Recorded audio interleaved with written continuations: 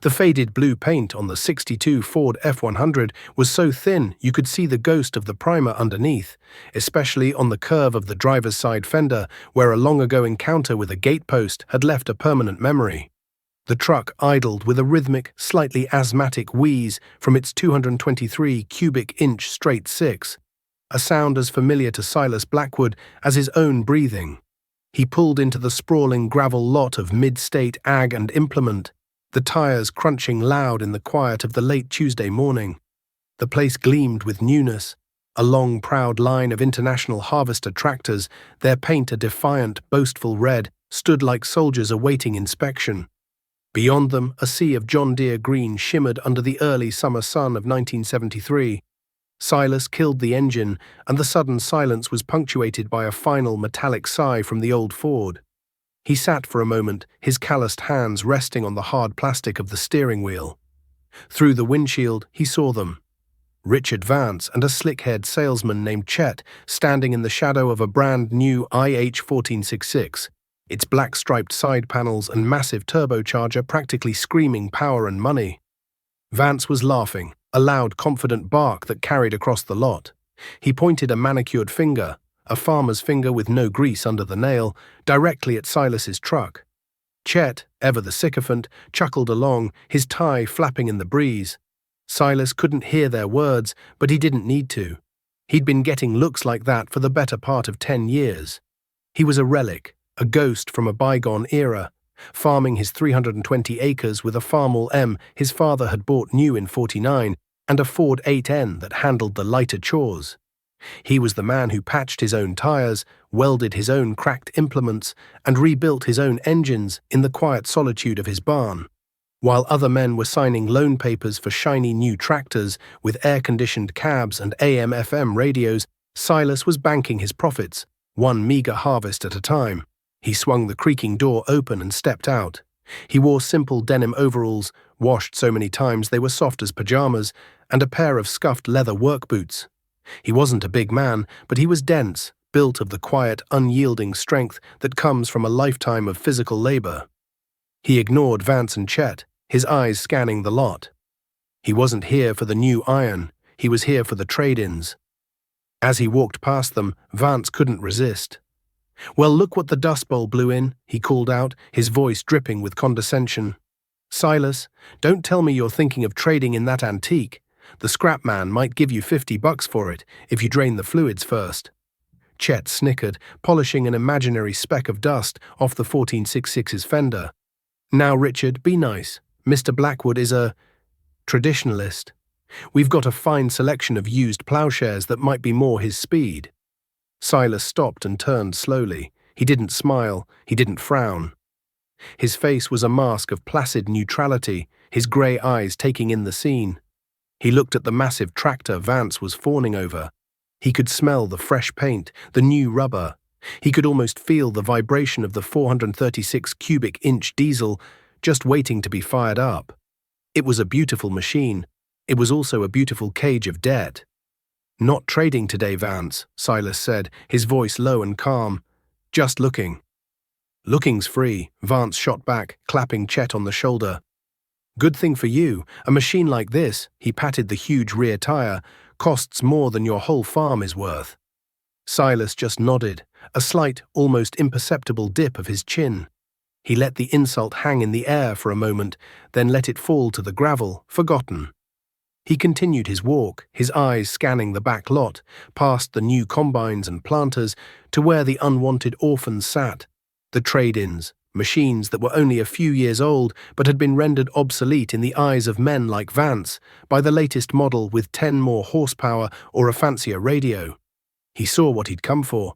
Tucked away behind a row of disc harrows were 3 machines, coated in a respectable layer of last season's dust. They were Vance's recent trade-ins, the very machines he'd used to build his empire before upgrading yet again. There was a John Deere 4020, the legendary diesel model from the late '60s, a true farmer's tractor, powerful, reliable, and simple enough to work on. Next to it sat an International 856 Custom, another solid, no-nonsense workhorse, and behind them a John Deere 6600 Combine, not the biggest on the market anymore, but a machine with plenty of life left in it, its yellow paint still bright under the grime. Silas spent the next hour walking around them. He didn't just look, he inspected. He ran his hands over the engine blocks, checking for cracks or weeping gaskets.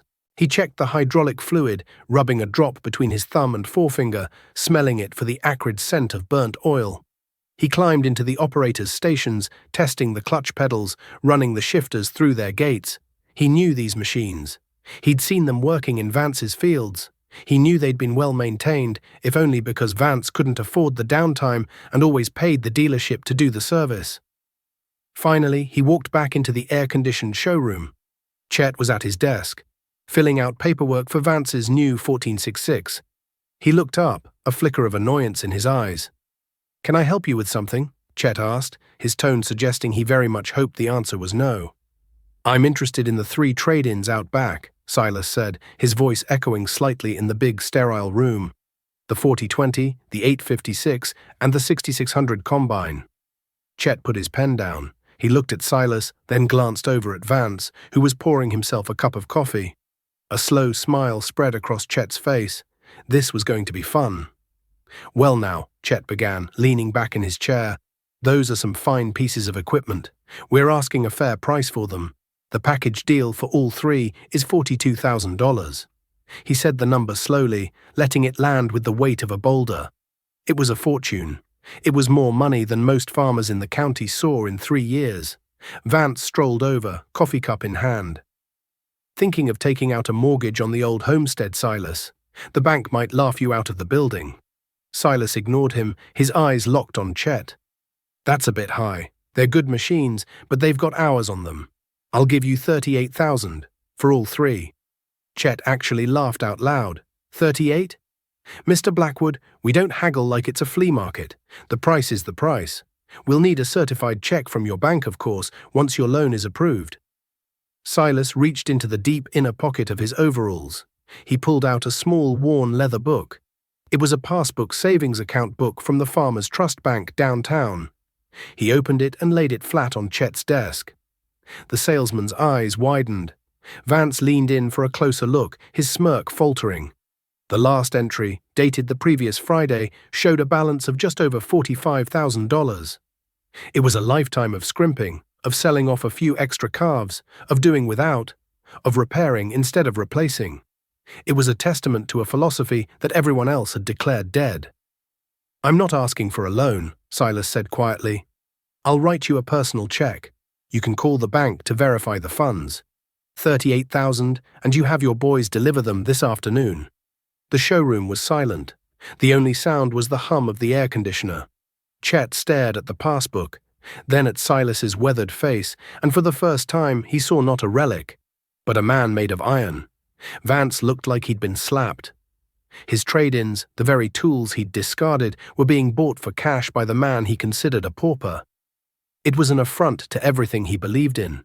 Chet, seeing his commission on Vance's new tractor and now a quick cash sale on the used ones, quickly changed his tune. "Well, let me just talk to my manager. 39.5, and we can have them delivered by 3 o'clock. 38.5, Silas countered, not blinking, and you throw in a new set of filters for each machine. "Done," Chet said, extending a suddenly eager hand.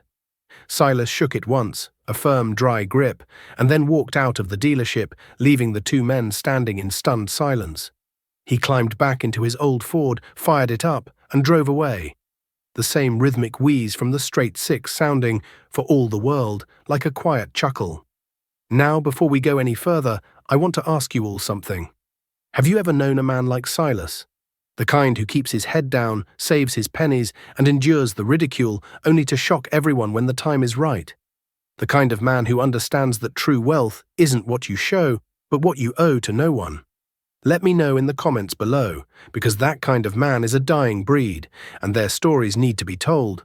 The arrival of the 3 machines was the biggest event on Silas Blackwood's farm since the Rural Electrification Administration ran a line out to the barn in '48. The lowboy truck kicked up a cloud of dust as it backed down the long lane. Silas directed the driver, having him unload the 4020 and the 856 near the machine shed.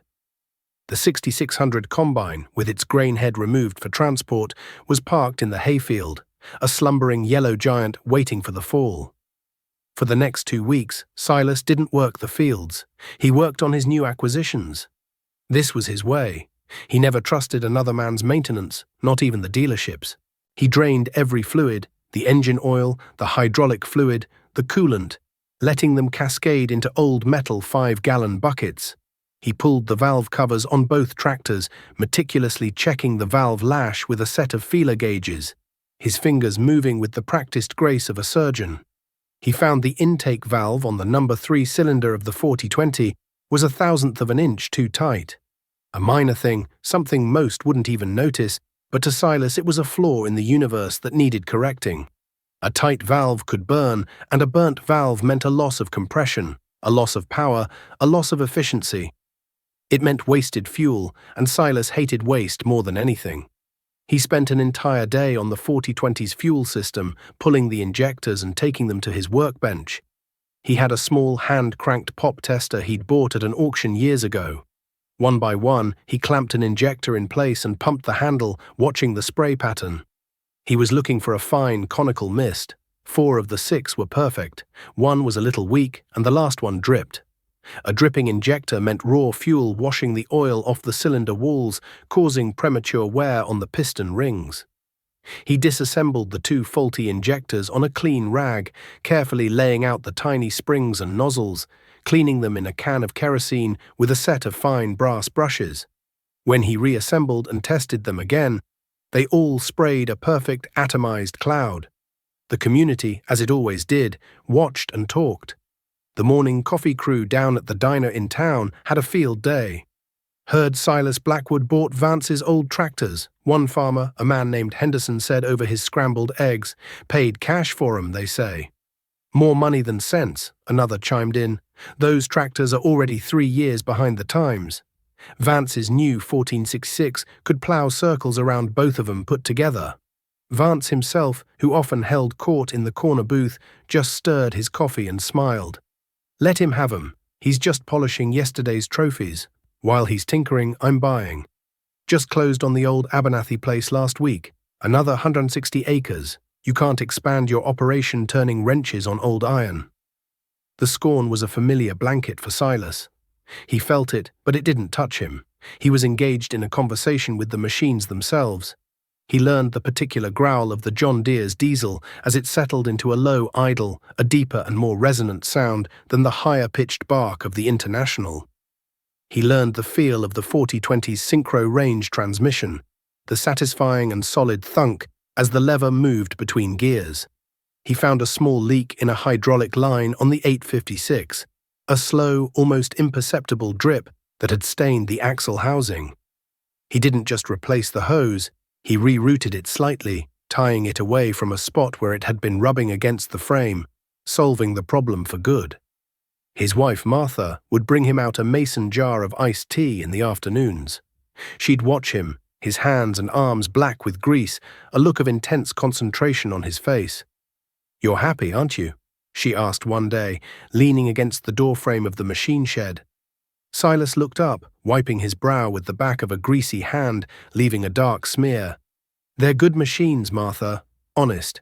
They were just owned by a man who didn't understand them." That fall was the first test. While his neighbors were still waiting on the dealership's mechanics to make the rounds for pre-harvest inspections on their complex new combines, Silas had his 6600 ready to go. He had spent a week inside its guts, replacing a worn bearing on the straw walker, sharpening the chopper knives, and meticulously leveling the grain head. When the corn was dry, he was the first one in the fields. The 6600 wasn't as fast as the brand-new machines. It couldn't take as many rows at a time, but it didn't break down. It just ran, day after day, swallowing the golden stalks and spitting out clean-shelled corn into the grain tank. Silas ran from sunup to sundown, the steady drone of the engine a constant companion. Meanwhile, Henderson's new gleaner was down for 2 days with a faulty electronic sensor that no one in the county knew how to fix. Another neighbor's brand-new case combine had a hydraulic pump fail, and the part was on back order for a week. Silas finished his harvest a full 4 days before Vance did. Vance, with all his horsepower and acreage, had been plagued by small, nagging issues with his state-of-the-art equipment. A software glitch, a wiring harness that rubbed through, things a man couldn't fix with a wrench and common sense. He had to wait, fuming, for a dealership technician to drive out with a briefcase full of diagnostic tools. Silas didn't gloat. He didn't even mention it at the diner. He just parked his combine, changed the oil, greased every fitting, and put it away for the winter. Then he hitched the 4020 to his 5-bottom plow and started turning over the rich black soil, the diesel engine pulling steadily, a plume of dark smoke rising into the crisp autumn air. He was content. He had his land, he had his wife, and he had 3 good, honest machines that he owed nothing on. He was a king in a kingdom of 320 acres, and he was beholden to no man.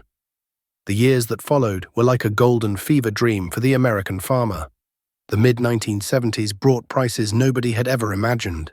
A massive grain deal with the Soviet Union sent corn and soybean prices into the stratosphere. Farmland in the county, which had sold for $500 an acre when Silas's father was alive, was suddenly fetching $2,000, then $3,000 an acre. The banks, flush with cash and eager to lend against these inflated assets, practically begged farmers to take on more debt.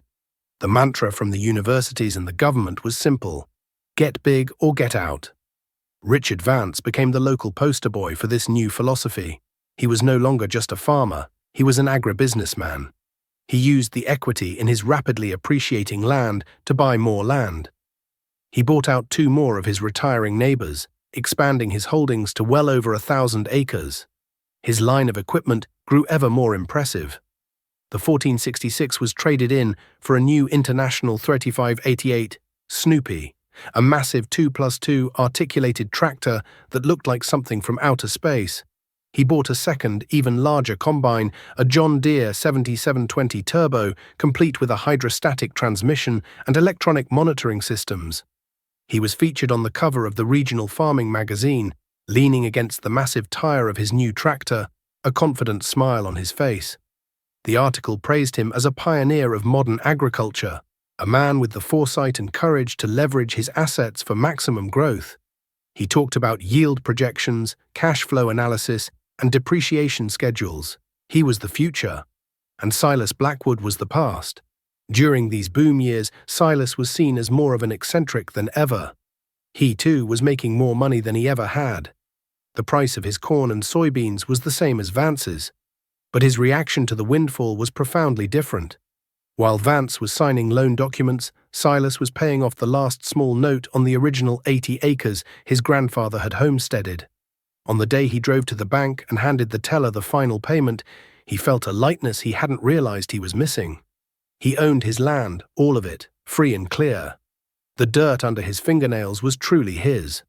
With the extra profits, he didn't buy more land at inflated prices. He didn't buy a bigger tractor. He invested in his farm.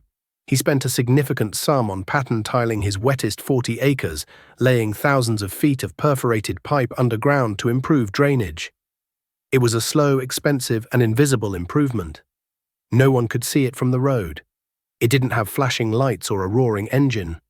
But Silas knew that in a wet spring, that field would be plantable a week earlier than before, and in a dry summer, it would hold moisture better. It was an investment in the land itself, not in the appearance of wealth.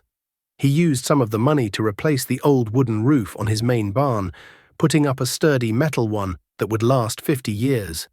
He bought a heavy-duty Lincoln arc welder for his shop and a used metal lathe, allowing him to fabricate his own parts with even greater precision.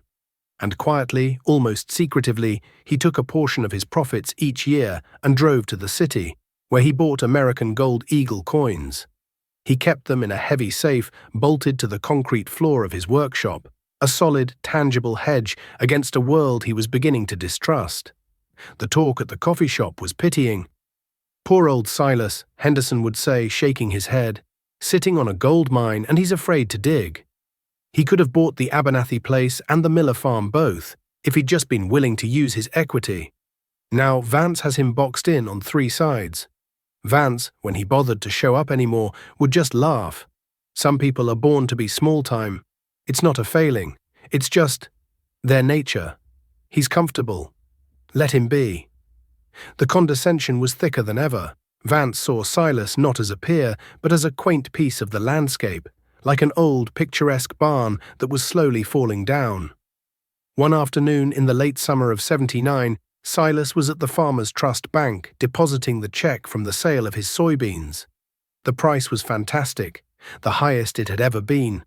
As he stood at the counter, he overheard the bank president, a man named Peters, talking with a young farmer who was hesitantly asking about the interest rate on a loan for a new combine.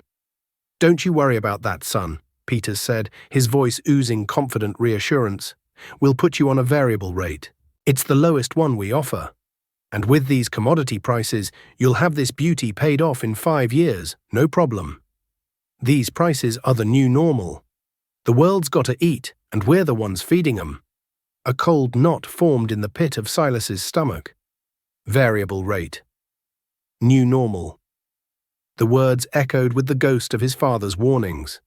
His father had been a young man in the 1920s, another time of booming land prices and easy credit.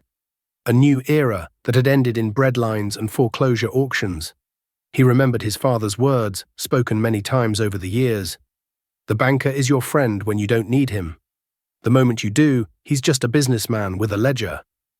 That evening, Silas sat on his porch, watching the heat lightning flicker on the distant horizon. He was listening to the radio, a news report about the economy. The announcer's voice was grim, talking about runaway inflation, an oil crisis, and a new chairman of the Federal Reserve, a man named Paul Volcker, who was promising to do whatever it took to break inflation's back, no matter how painful the medicine might be. The storm on the horizon was still far off. There was no thunder yet, just the silent, ominous flashes of light. But Silas could feel the air changing. He could smell the rain coming, while his neighbors were celebrating the harvest of a lifetime, dancing in a golden shower of borrowed money. Silas Blackwood was quietly checking the latches on his storm cellar. The first sign of trouble wasn't a thunderclap, it was a whisper. It came in the mail, on a thin piece of paper from the bank. It was 1980, and the letter informed Richard Vance that the prime interest rate had just climbed another point. And per the terms of his variable rate loans, his payments would be adjusted accordingly. He tossed it on the pile with the others. It was just a number. The price of corn would cover it. It always had. Out in his fields, Silas Blackwood felt the change in a different way. He felt it at the diesel pump. The price of a gallon had nearly doubled in 2 years. Filling the 100-gallon tank on his John Deere 4020 was a painful affair, but he knew for Vance, filling the 2 massive tanks on that articulated IH-3588 must feel like a hemorrhage. Silas had always run his tractors at 3/4 throttle, in a higher gear, a technique his father had taught him to save fuel. It was a little slower, a little less macho than running wide open, but the work got done, and the fuel gauge needle moved with a satisfying lethargy. Vance's machines, by contrast, were always screaming, their turbochargers whining at peak RPM, belching black smoke that was the color of burning money. That spring, the sky turned to brass. A high-pressure system parked itself over the heartland and refused to leave. The April showers never came. The May fields were dry and dusty. Silas planted his corn deep, chasing the last of the winter moisture, his old IH planter placing each seed with mechanical precision. He watched Vance's new air seeder, a monstrous piece of equipment pulled by the 3588, kicking up a rooster tail of topsoil that drifted across the road and settled on Silas's fence line. Vance was planting faster, covering 3 times the ground Silas could in a day, but he was also throwing his expensive seed and fertilizer into a sterile powdered dust. The drought held through June and into July. The corn in the fields began to show the stress. The broad green leaves, which should have been reaching for the sun, started to curl inward during the heat of the day, a plant's desperate attempt to conserve moisture. They called it pineappling. By mid-July, Silas's corn was still holding on, the stalks shorter than usual, but the leaves still had some color. The tiling he'd installed years ago was paying a dividend he'd never anticipated. The soil structure was better, holding what little moisture there was like a sponge. Vance's fields were a catastrophe. On the rolling hills he'd bought at top dollar, the corn was already turning a sickly pale yellow. The topsoil, overworked and stripped of its organic matter by years of aggressive tillage, had the consistency of ash. One afternoon, Silas was working in his shop when he saw Vance out in the middle of one of those fields. He wasn't in a tractor. He was just standing there, motionless, for nearly an hour, staring at the withered stalks. The confident swagger was gone. He looked like a ship's captain standing on the deck of a sinking vessel. The real breaking point came during the harvest. The drought had stunted the crops, cutting yields by more than half. Every bushel was precious. Silas's John Deere 6600, meticulously maintained, chugged through his fields without a single major breakdown. He had to replace a belt on the grain auger one afternoon, a 30-minute job with a wrench and a pry bar. 2 farms over, Vance's massive 7720 turbo went silent. A complex sensor in the electronic grain loss monitor had failed, and the machine's computer, programmed for self-preservation, refused to engage the separator. Vance stood beside it, yelling into the cab radio at the dealership service manager 50 miles away. The diagnosis came over the airwaves: a fried circuit board. The part was in a warehouse in Moline, Illinois. It would take 2 days to get it, and the service technician, who was running ragged across 3 counties, couldn't get there until the weekend. The cost for the part and the service call would be over $2,000. For 4 long, beautiful autumn days, perfect for harvesting, Vance's flagship combine sat idle, a monument to the fragility of progress. Silas finished his own fields, then drove his combine over and spent a day helping his elderly neighbor, Henderson, whose own machine had suffered a transmission failure. When the part finally arrived for Vance's combine, a light rain had begun to fall, just enough to make the ground greasy and halt the harvest for another 2 days. The cracks in the empire were no longer whispers. They were chasms opening in the dry earth. Vance's cash flow, already choked by high interest payments and soaring fuel costs, was now being starved by a harvest that was turning into a financial disaster. The coffee shop talk had turned from Vance's success to hushed, worried speculation about how much debt he was carrying. No one knew the exact number, but they could all see the ghosts of foreclosure notices dancing in the heat shimmer rising from his fields. The fall of 1981 was cold and grim. The harvest had been a bust, but the letters from the bank kept coming. The prime rate, which had seemed high at 12% 2 years earlier, had crested at an unbelievable 21.5%. For men like Richard Vance, who had built their empires on variable rate loans, it was a death sentence. Every dollar of operating credit, every note on every piece of machinery, every mortgage on every acre of land was now shackled to an interest rate that made repayment a mathematical impossibility. Land that had been appraised at $3,000 an acre was now struggling to find a buyer at half that. The equity that had been the foundation of Vance's kingdom had evaporated, leaving him exposed and defenseless. The notices started appearing on the bulletin board at the courthouse: foreclosure auctions. At first it was the younger, more aggressive farmers, the ones who had borrowed the most heavily. Then the names became more familiar: men who had been farming for 20 years, solid operators who had simply followed the advice of the bankers and experts. A sickness was spreading through the community, a plague of red ink and despair. The morning coffee group at the diner grew smaller. Men who had once joked and debated crop prices now sat staring into their cups, their faces etched with a silent terror. Silas was insulated from the storm. His farm was an island of solvency in a sea of debt. His cost of production was a fraction of his neighbor's. He had no loan payments. His fuel costs were manageable. His repair bills consisted of a few $100s for parts he installed himself. He wasn't making much money with corn at $2 a bushel, but he wasn't losing it either. His checkbook balanced at the end of every month. In the context of the times, this simple fact was a miracle. One raw November afternoon, Silas drove into town to buy hydraulic fluid at the implement dealership. The place was like a morgue. The rows of new gleaming tractors sat untouched.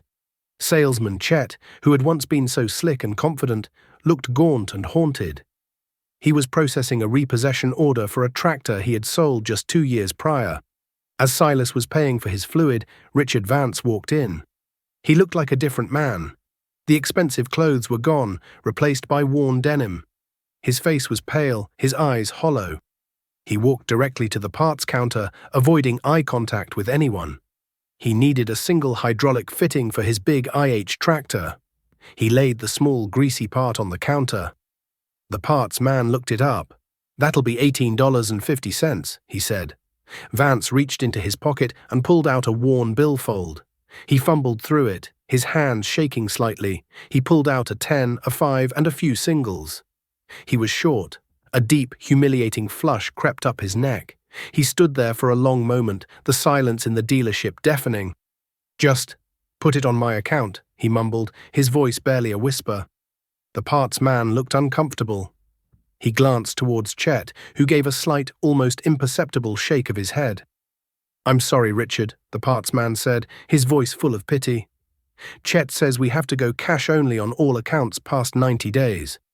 The shame in Vance's face was a physical thing, a raw, open wound. He was about to turn and leave, defeated by an $18 part, when Silas stepped forward. He laid a $20 bill on the counter. "I'll get it," Silas said, his voice quiet. He looked at Vance. "You can pay me back when you can." Vance stared at him, his expression a mixture of shock, humiliation, and a flicker of something else. A dawning, horrified understanding. He didn't say thank you, he just grabbed the small part and the change from the counter and walked out. His shoulders slumped, a man utterly broken by the weight of a world he thought he had conquered. Silas watched him go, feeling not a shred of triumph, only a profound and weary sadness for a man who had flown too close to the sun on wings made of borrowed money. The crisis had arrived, and it was taking no prisoners. The day of the Vance Farm auction dawned grey and cold, a late March sky the colour of lead. It felt less like a sale and more like a public execution. Half the county was there, parked along the gravel road that led to the farmstead. They stood in quiet, sombre groups, their hands in their pockets, their breath misting in the frigid air. These were not vulture-like bidders hoping for a bargain, they were neighbours and friends, present to bear witness to a tragedy that could just as easily have been their own. The auctioneer, a man with a booming voice that seemed obscene in the funereal atmosphere, stood on a flatbed trailer. He started with the small items from the workshop: wrenches, socket sets, a floor jack. Men bought things they didn't need, paying more than they were worth. A small, futile gesture of support for the man who was losing everything. Silas stood near the back, leaning against the fender of his old Ford truck. Martha was with him, her hand tucked into the crook of his arm. He wasn't here to bid, only to watch, to pay his respects to the death of a dream. He saw Richard Vance standing alone by the corner of the barn, a ghost at his own funeral, his wife and children nowhere in sight. Then the auctioneer moved to the big items. The machinery. The massive IH-3588 Snoopy tractor, the symbol of Vance's ambition, was the first to go. 2 years earlier, it had cost over $100,000. The bidding started at $20,000. It stalled at $25,000. The only bidders were scrap dealers. The banker, Peters, who stood beside the auctioneer with a clipboard and a grim face, reluctantly nodded. The tractor sold for $26,500, destined to be cut apart for scrap metal. A wave of sickness rolled through the crowd. Next came the land. It was sold in parcels. The 80 acres to the south, the 160 to the west, the old Abernathy place. The bids were sluggish, heartbreakingly low. No one had cash, no bank was lending. Finally, the auctioneer moved to the last parcel, the home quarter, 160 acres, with the house, the barns, the grain bins. The place where Vance had grown up, where his children had been born. "What am I bid for this fine piece of heartland property?" the auctioneer boomed, his voice echoing off the silent barn. The opening bid was $100,000, less than $700 an acre. The banker's face tightened. It wasn't enough to cover the mortgage. There was a long, painful silence. No one moved. The auctioneer tried again, his professional cheer sounding hollow and cruel. From the back of the crowd, a voice calm and clear cut through the silence. $110,000. Every head turned. It was Silas Blackwood. A murmur went through the crowd. Peters, the banker, looked over, a flicker of hope in his eyes. "I have 110. Do I hear 115? The auctioneer called out. Silence. The farmers standing around Silas took a half step back, giving him space, creating a small circle of deference around him. They were looking at him with a new kind of respect, a sense of awe. 110,000 going once, the auctioneer chanted. Going twice. He looked at the banker, who gave a short, sharp nod.